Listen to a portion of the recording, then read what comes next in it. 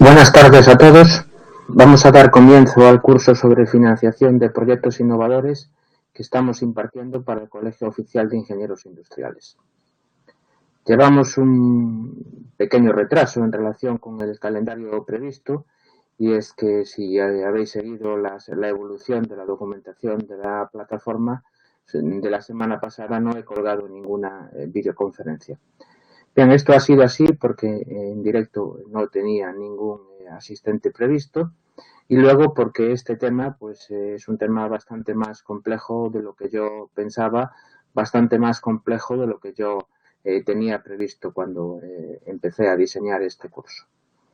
He elaborado, por tanto, una documentación tipo texto, un pequeño documento que tenéis en la plataforma.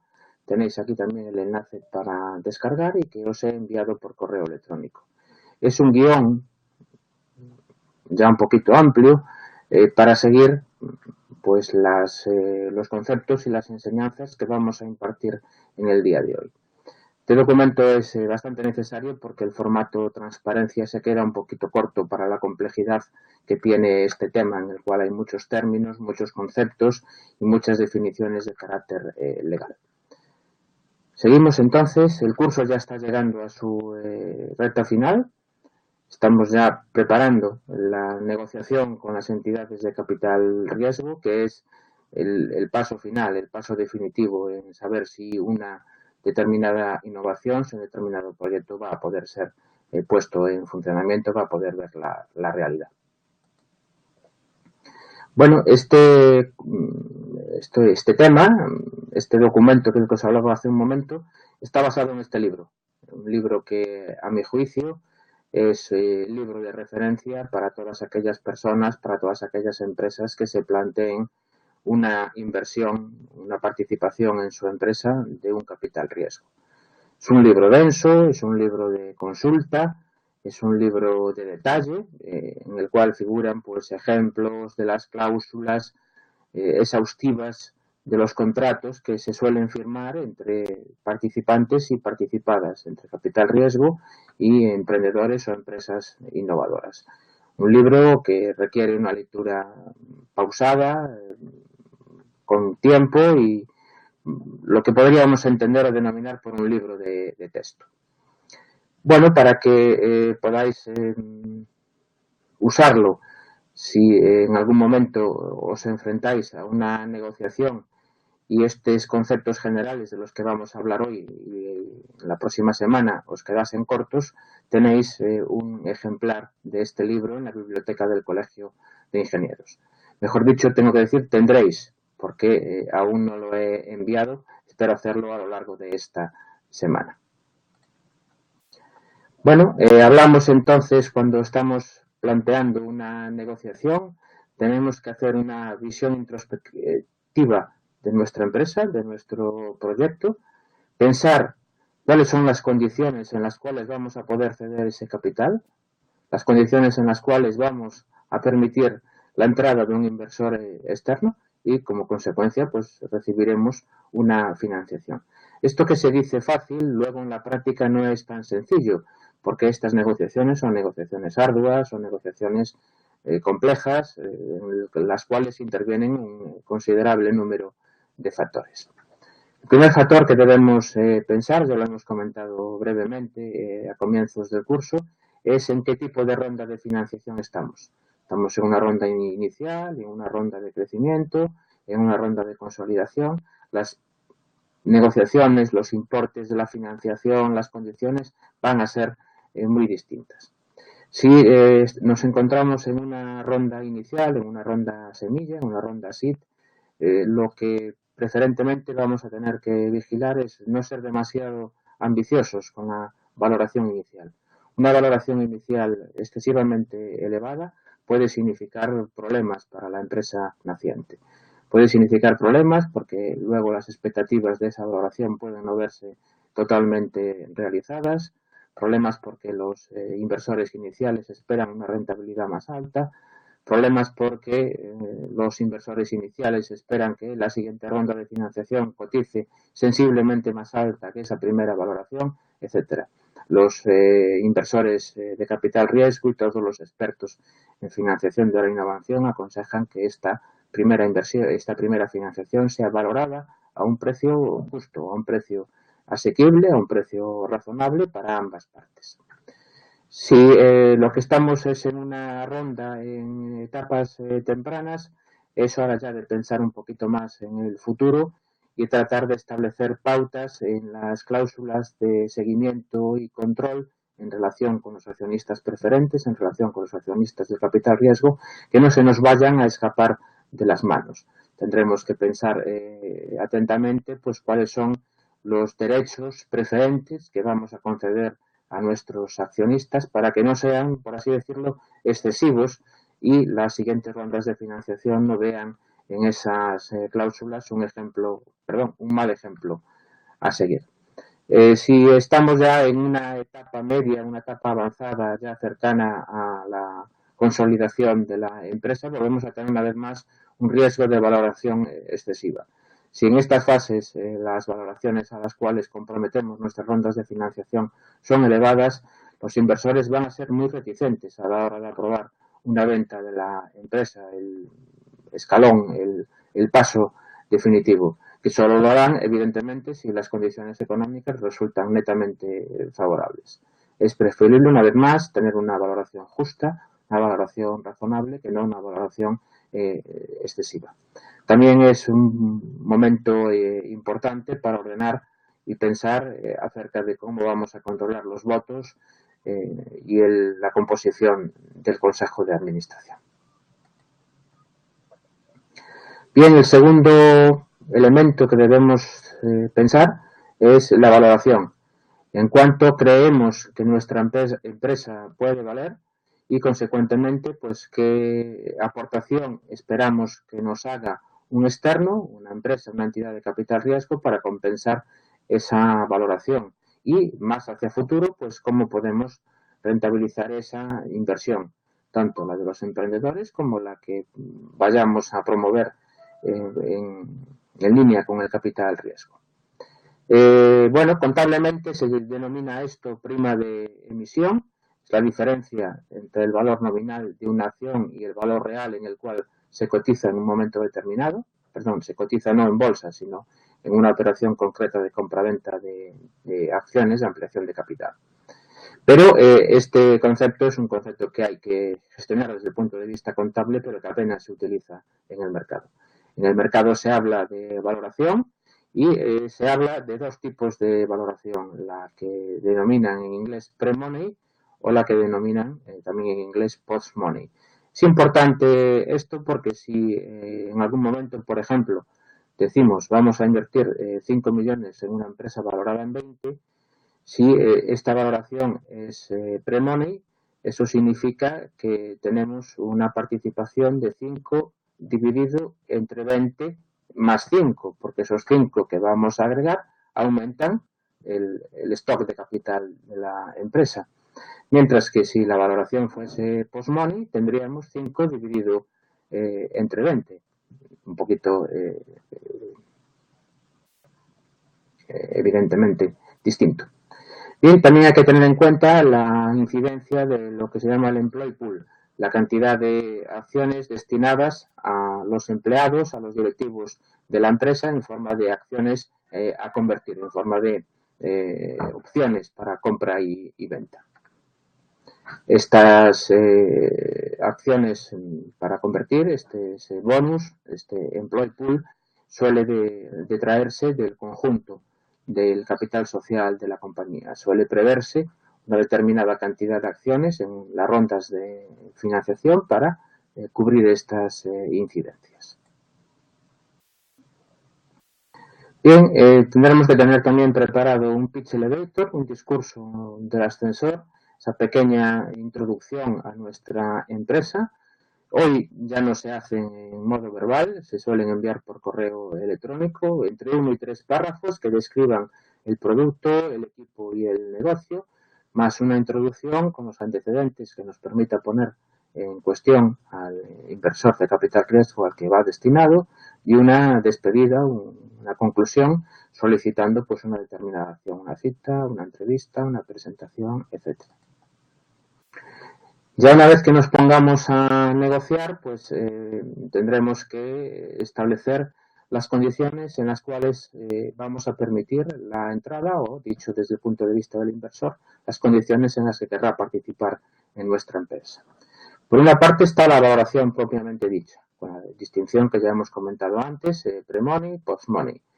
La incidencia que pueda tener el employee pool se suele reservar un máximo de un 10% de acciones para estas bonus, estas incentivos al cuerpo directivo, al conjunto de los empleados. También en la valoración, con una incidencia en el aspecto económico de la operación, está pues la posibilidad de conceder a los accionistas que van a suscribir la ampliación unos warrants, unas opciones de compra de acciones a futuro, después de la ampliación, a un precio determinado, que lógicamente pues será un precio tasado favorable para el inversor de capital riesgo. Esto también puede tener una incidencia en la valoración de la empresa una vez que transcurra el periodo concedido y estos warrants se puedan ejecutar. Otra cuestión importante a tener en cuenta es lo que se denomina liquidación preferente. La liquidación preferente consiste en derechos que se ceden a los accionistas preferentes, a los accionistas que suscriben una determinada ronda de financiación, para que perciban, en el caso de problemas, una cantidad antes de que se proceda al reparto de los bienes de la sociedad entre los accionistas ordinarios.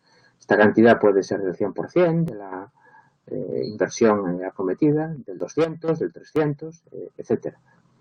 Hay otro término bastante parecido que es preferencia en la liquidación.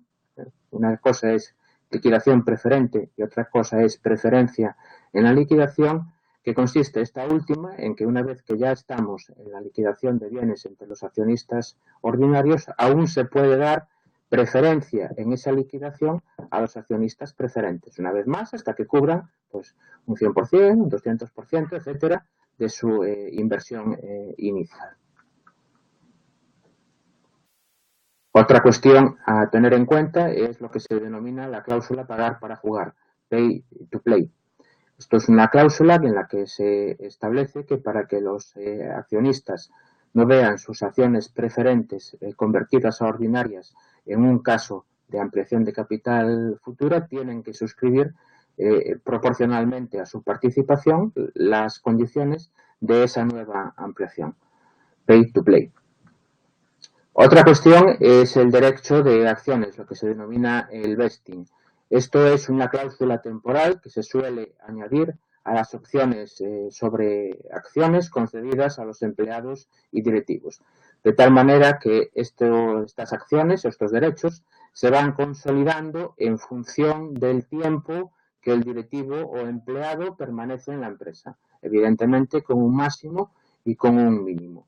Si alguna persona abandona la empresa antes de que haya alcanzado el máximo número de años de permanencia, pues no se podrá llevar consigo el paquete completo de acciones, sino una parte proporcional. Es lo que se denomina la cláusula vesting.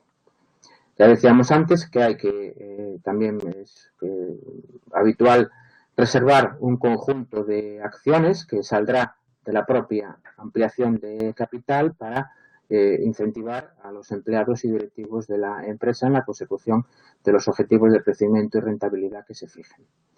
Y también es habitual incluir una cláusula antidilución. Esto significa que si en un momento determinado la empresa realiza una ampliación de capital a una valoración inferior a la que se suscribe la que estamos negociando, pues será, si esta cláusula se activa, necesario compensar al inversor por la diferencia entre ambas valoraciones. Es una cláusula antidilución. Será también necesario pensar las cláusulas o las condiciones por las cuales la empresa, la entidad de capital riesgo, controlará nuestra empresa, podrá intervenir en nuestra gestión y podrá salir de la misma. Aquí se suelen establecer unas cláusulas de protección y de veto. Se instrumentan lo que se denominan acciones preferentes, acciones que tienen por acuerdos extraestatutarios concedidos unos derechos adicionales a los de las acciones ordinarias y que, bueno, pues pueden incluir votar con o sin un determinado porcentaje de participación en determinadas cuestiones que puedan estar impedidas a la administración normal de la empresa, como puede ser pues suscribir ampliaciones de capital, emitir nuevas acciones, contratar o despedir empleados clave, etcétera. Esto es un conjunto muy amplio de cosas que se negocian en una operación. La cláusula de conversión lo que establece, o lo que puede establecer, es un derecho de los accionistas preferentes a convertir sus acciones a ordinarias en cualquier momento. Puede interesarles en un momento dado por una cuestión fiscal, por una cuestión de valoración, entonces, bueno, se suele incluir ese derecho. Lo que no se suele incluir es que una vez convertidas esas acciones puedan volver a su estatus de preferencia. Está el derecho de recompra, que es una cláusula para proteger al inversor de que una empresa se pueda estancar en una determinada actividad a una rentabilidad relativamente interesante, pero que no sea lo suficientemente alta como para atraer a otra entidad de capital riesgo, para sostener la salida a bolsa. Lo que se suele pactar entonces es que al cabo de un determinado de años los emprendedores, los accionistas ordinarios se vean obligados a recomprar a un porcentaje o a una rentabilidad pactada sobre la inversión inicial las acciones que tienen la parte que va a suscribir la ampliación de capital. El derecho de tanteo, que es para decidir qué opciones tiene la parte que suscribe la ampliación de capital cuando se vaya a plantear una futura ronda de capital, si tiene pues opción a participar en condiciones preferentes, a tantear las operaciones, a proponer precios alternativos, etcétera, etcétera. Y las opciones de compra-venta, que son opciones que se suelen incluir en los contratos para equilibrar las relaciones de poder que se puedan dar entre los accionistas mayoritarios, los accionistas minoritarios, los accionistas preferentes y los accionistas ordinarios. Está la cláusula de arrastre o drag along, en la cual los accionistas preferentes pueden obligar, de ahí la palabra arrastrar, a los accionistas ordinarios a aceptar una oferta de compra por parte de una entidad en condiciones que a la empresa de capital riesgo le interese. En contraposición, la cláusula de acompañamiento, la tag along, en la cual pues los accionistas minoritarios pueden tener el derecho de acompañar a los accionistas mayoritarios en una venta cuando estos la acuerdan con una entidad externa. Insisto, son opciones que se plantean para que equilibrar las relaciones de poder entre los distintos grupos de accionistas que pueden coexistir en una empresa.